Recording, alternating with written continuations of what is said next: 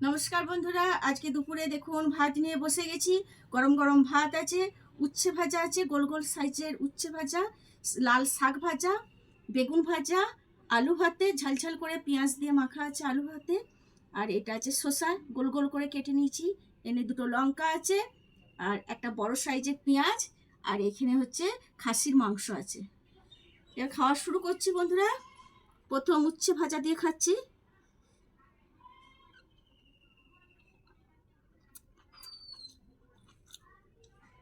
লাল শাক ভাতে মাখলে লাল রঙের, দেখতে খুব ভালো লাগে, খেতেও ভালো লাগে।